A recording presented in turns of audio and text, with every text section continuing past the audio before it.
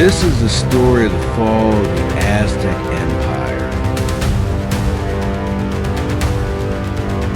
In the early 16th century, the Aztec Empire stood as one of the most advanced and powerful civilizations in the world. At the heart of this empire lay the magnificent city of Tenochtitlan, an engineering marvel built on a series of islands in the middle of a vast lake. The city's towering pyramids, bustling markets, and intricate system of canals made it one of the greatest cities in the world.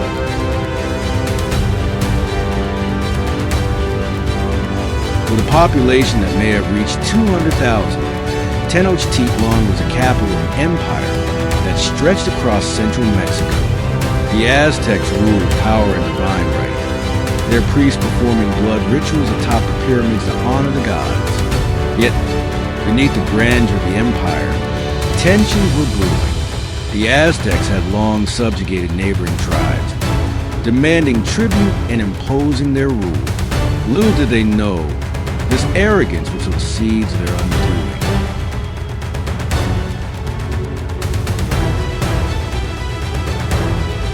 In 1519, a strange fleet of ships appeared off the eastern coast of Mexico.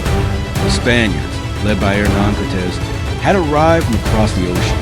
Cortés, an ambitious conquistador, sought wealth and glory in the New World, but his arrival would mark the beginning of the end of the mighty Aztec Empire.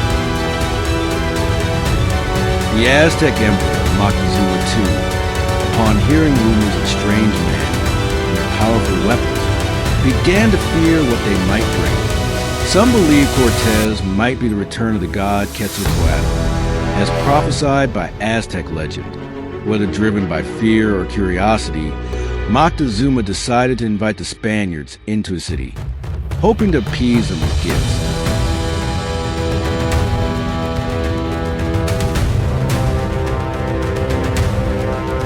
Moctezuma's decision to welcome Cortés into the heart of Tenochtitlan was a fateful one. Cortés and his men, some 500 strong, were granted audience with the emperor.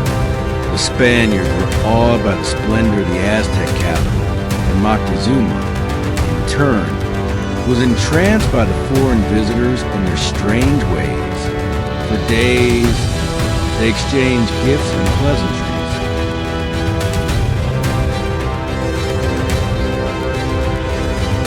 But the exchange of gifts had a darker agenda.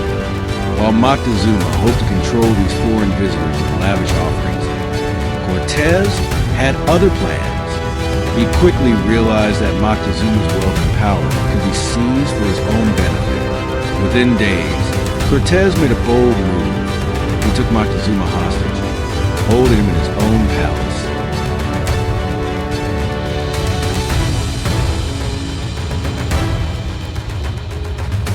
Moctezuma's capture was a turning point.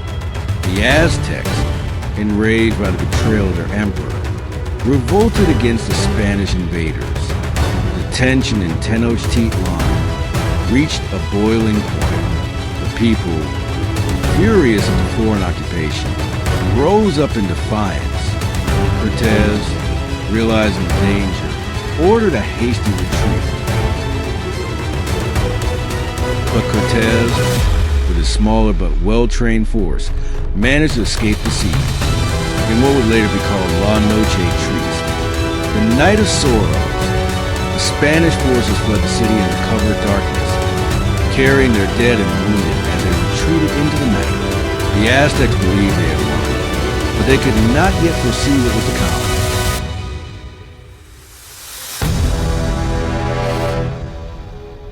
Yet the Aztecs' victory was short-lived. What they didn't know was that a far more insidious force was at work. Disease, smallpox, carried by the Spaniards, began to spread like wildfire through the city. The disease, to which the Aztecs had no immunity, decimated the population, leaving the once proud empire weak and vulnerable.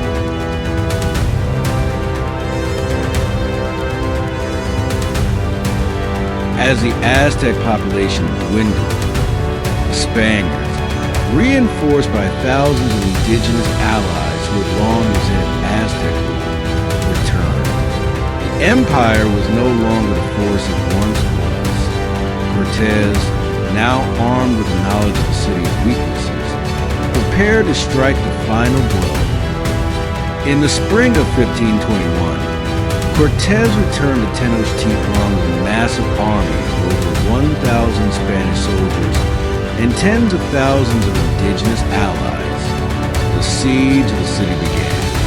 The once great city was now surrounded, its defenses crumbling. The Aztecs fought with unmatched courage, but they were no match for firepower of the Spanish cannons and the overwhelming numbers of their enemies. After months of brutal fighting, Tenochtitlan fell. The temples were destroyed, the city's treasures looted, and the once proud Aztec Empire was reduced to rubble. With the fall of Tenochtitlan in 1521, the Aztec Empire ceased to exist. The Spanish claimed the land for their own, establishing the colony of New Spain, which would dominate the region for the next 300 years. The Aztec people were enslaved or wiped out, their culture slowly erased under the weight of colonization. But despite the conquest, the spirit of the Aztec Empire would not be forgotten. Their achievements in architecture, agriculture, and science would leave an enduring mark on history. The legacy of the Aztecs lives on in the heart of modern Mexico, in its culture, its people, and its language. The fall of the Aztec Empire may have marked the end of an era, but their story continues to shape the world today. A reminder of a civilization that rose to greatness and fell in the blink of an eye. History is not just about victories and defeats. It's about the stories we carry forward. And the Aztec Empire, with all its glory and tragedy, will forever echo in the halls of time.